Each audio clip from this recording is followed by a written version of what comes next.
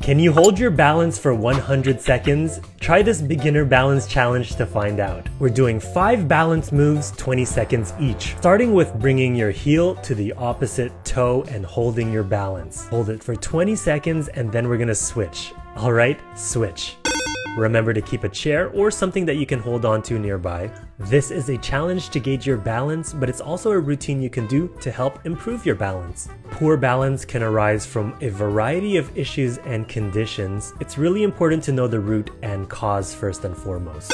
Alright, let's switch and we're just gonna do the classic balancing on one leg. Now, if you've been following me for a while, you probably brush your teeth balancing on one leg, so you should be good at this. Just kidding. But hey, it's actually a good way to habit stack new routines in your life. Alright, now let's switch slowly onto the next leg and find our balance.